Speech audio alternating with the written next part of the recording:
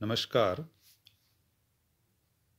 BCom part second के paper corporate accounting यानी निगम लेखांकन का जो टॉपिक है रिडम्पशन ऑफ डिबेंचर्स, ऋण पत्रों का शोधन, इसके संबंध में ये जो वीडियो नंबर 3 है, इसमें शोधन से संबंधित जो विधियां हैं उनके बारे में हम पढ़ेंगे। इससे पहले जो 2 वीडियो हैं वो इसी से संबंधित थे, ऋण पत्रों के शोधन से संबंधित थे, जिनमें हमने कुछ विधियों को पढ़ा था। इस वीडियो में जो विधियां हम पढ़ेंगे ऋण पत्रों के शोधन की, वो हैं ऋण पत्रों का किश्तों में शोधन और ऋण पत्रों का खुले बाजार में क्रय द्वारा शोधन।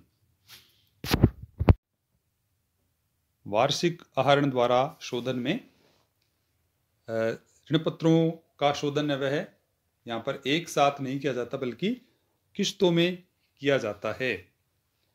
कंपनी अपने जो संसाधन है, तरल संसाधन है, उनसे प्रतिवर्ष एक निश्चित धनराशि का उपयोग ऋण पत्रों के शोधन हेतु करती है।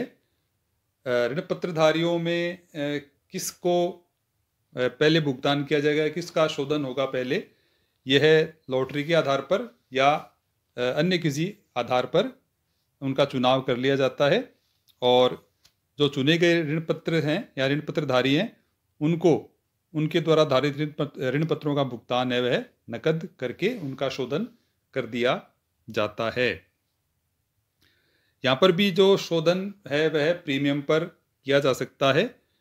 तो जो शोधन की प्रविष्टियां हैं वह सामान्य जो नकद या एकमुश्त भुगतान के समय जो प्रविष्टियां की जाती हैं शोधन के लिए, वही प्रविष्टि यहाँ पर की जाएगी।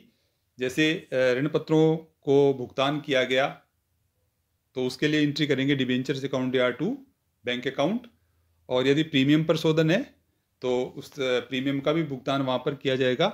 तो उसके लिए प्रविष्टि हो जाएगी debentures account DR, premium on redemption of debentures account DR to bank account. इस प्रकार से वार्षिक आहरण द्वारा ऋण पत्रधारियों को जो नकद भुगतान किया जाता है उस संबंध में ये प्रविष्टि की जाएगी। इसमें इस विधि में कंपनी पर एक साथ आर्थिक भार है वह नहीं पड़ता है। कंपनी के पास अपने तरल साधन या जैसे कैश की उपलब्धता है, उसके आधार पर कंपनी यह निर्णय कर सकती है कि कितने डिबेंचर्स का शोधन है वह इस वर्ष में करना है। इसके बाद जो अगली विधि है वह आती है ऋण पत्रों का खुले बाजार में क्रय द्वारा शोधन, यानी कंपनी अपने ही ऋण पत्रों को बाजार से क्रय कर सकती है।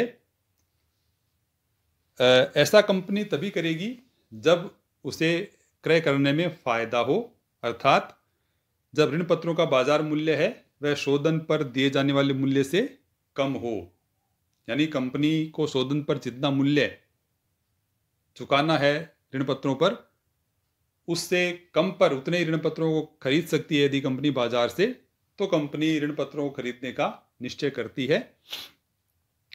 जब कंपनी ऋण पत्रों को खुले बाजार से खरीद लेती है तो फिर कंपनी के पास कई विकल्प होते हैं जो इस प्रकार से हैं कि ऋण पत्रों को क्रय करके तुरंत रद्द करना, यानी कंपनी ऋण पत्रों को खरीदे और उन्हें तुरंत ही रद्द कर दे। दूसरा विकल्प ये हो सकता है कि ऋण पत्रों को विनियोग के रूप में रख लिया जाए। कंपनी अपने ऋण पत्रों को इन्वेस्टमेंट के रूप में रख सकती है। तीसरा है विकल्प विनियोगों के रूप में रखे गए ऋण पत्रों को कुछ समय पश्चात वापस बेच देना। अगर मान लीजिए बाजार में कंपनी के ऋण पत्रों के भाव बढ़ गए हैं और कंपनी ने जितने में खरीदा था उससे ज़्यादा भाव उसको बाजार में मिल रहे हैं, तो कंपनी अपने ऋण पत्रों को वापस भी बेच सकती है और लाभ कमा सकती है। और जो चौथा विकल्प है वह है विनियोग के रूप में रखे ऋण पत्रों को कुछ समय पश्चात रद्द कर देना। कंपनी अपने जो विनियोग के रूप में रखे गए ऋण पत्र हैं उन्हें कुछ समय बाद में रद्द भी कर सकती है।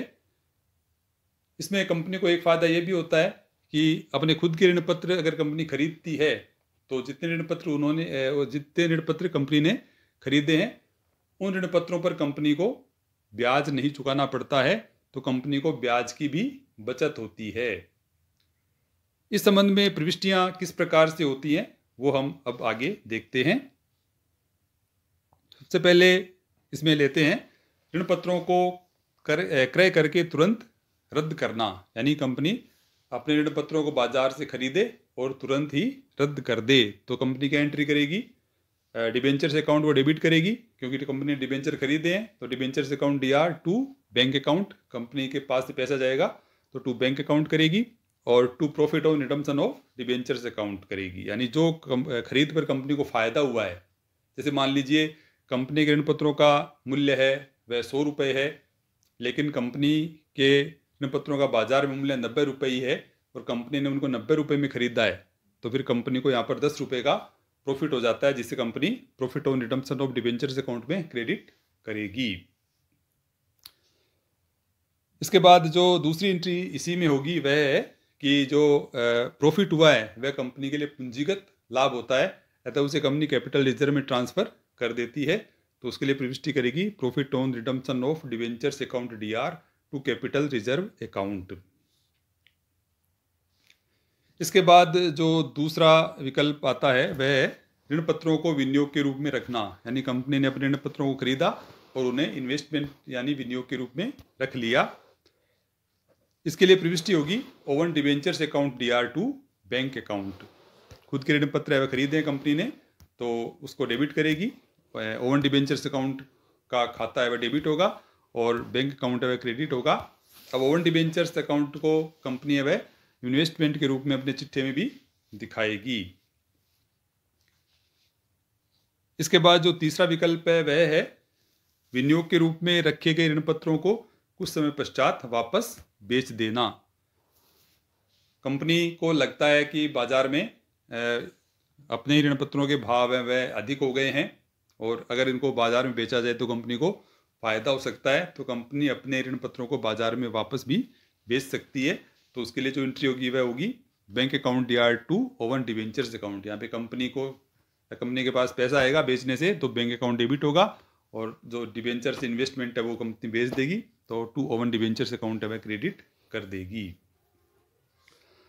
और इसके बाद जो चौथा विकल्प आता है वह है विनियोग के रूप में रखे गए ऋण पत्रों को कुछ समय पश्चात रद्द कर देना, यानी कंपनी अपने जो ऋण पत्र खरीद रखे हैं विनियोग के रूप में वो रखे हुए हैं, उन्हें कुछ समय बाद में कंपनी रद्द भी कर सकती है। तो रद्द करने के लिए क्या प्रविष्टि करेगी, डिबेंचर्स अकाउंट DR, क्योंकि अब डिबेंचर्स अकाउंट है वह डेबिट होगा क्योंकि कंपनी उनको रद्द कर रही है तो वो कंपनी की बैलेंस शीट से उनको हटाना पड़ेगा, तो उसके लिए डिबेंचर अकाउंट है वह डेबिट होगा। तो debentures account DR to own debentures account और to profit on redemption of debentures account.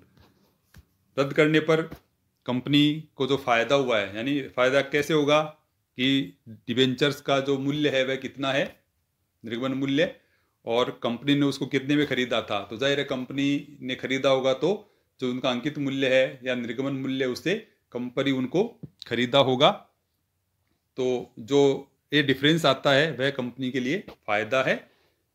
तो यहाँ पर जो एंट्री होगी वह होगी debentures account DR to own debentures account और to profit on redemption of debentures account. इस प्रकार से ये स्वयं के ऋण पत्रों की खरीद पर कंपनी के पास 4 विकल्प होते हैं। उन 4 विकल्पों में किस प्रकार से प्रविष्टि करेगी कंपनी वो हमने यहाँ पर देखा। स्वयं के ऋण पत्रों को खरीद कर विनियोग के रूप में रखने पर कंपनी को ब्याज का भी बचत का फायदा होता है कि कंपनी को उतने ऋण पत्र जितने कंपनी ने खरीद रखे हैं और विनियोग के रूप में रखे हैं उन पर कंपनी को ब्याज का भुगतान नहीं करना पड़ता।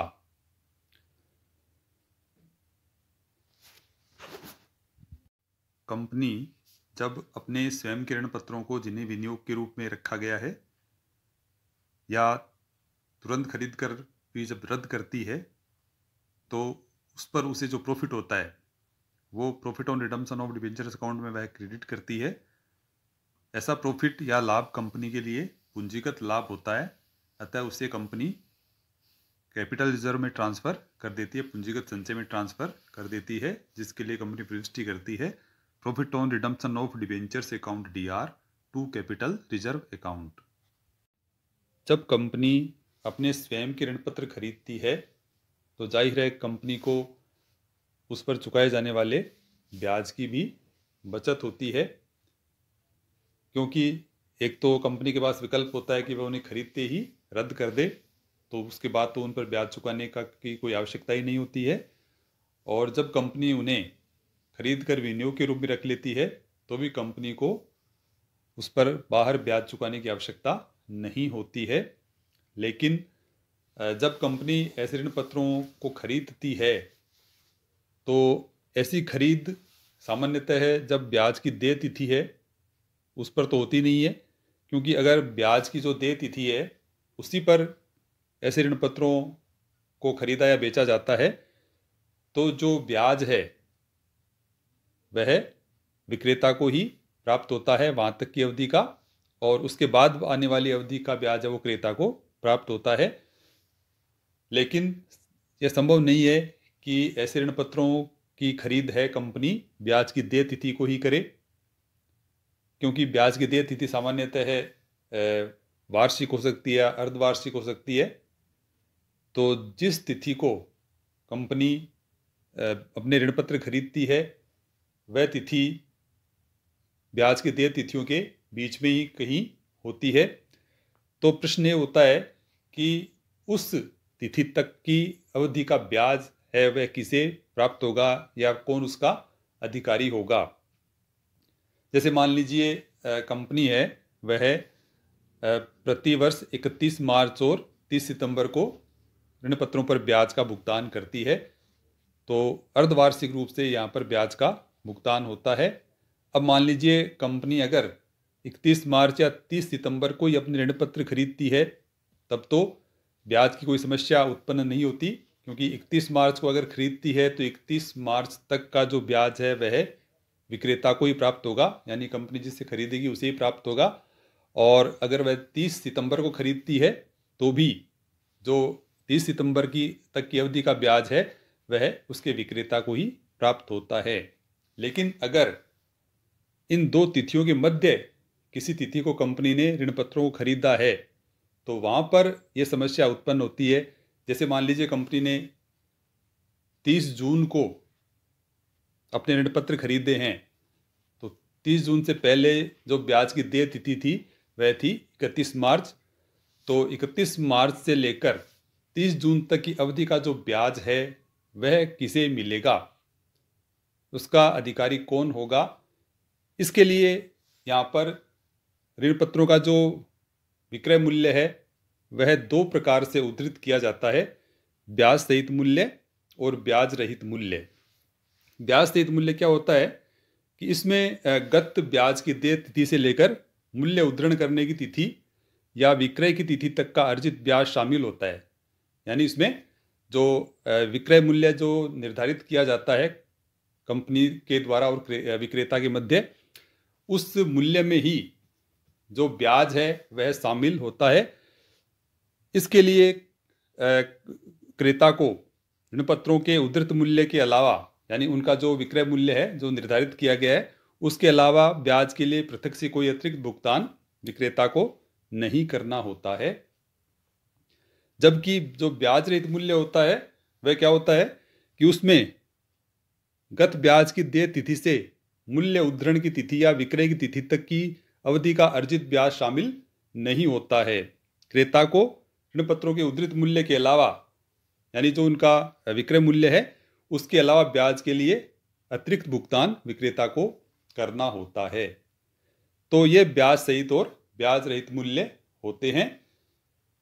ब्याज सहित मूल्य का मतलब एक बार फिर मैं आपको बता दूं कि ब्याज सहित मूल्य में जो ब्याज की गत देय तिथि है उस तिथि से लेकर और जो विक्रय की तिथि है उस तिथि तक की अवधि का ब्याज है वह उस मूल्य में ही शामिल होता है जो मूल्य क्रेता और विक्रेता के मध्य तय किया जाता है। इसके लिए अतिरिक्त रूप से क्रेता द्वारा विक्रेता को कोई भुगतान नहीं किया जाता। जबकि ब्याज रहित मूल्य में उस अवधि का ब्याज है वह शामिल नहीं होता है, इसके लिए क्रेता द्वारा विक्रेता को अतिरिक्त भुगतान है वह ब्याज के रूप में करना होता है।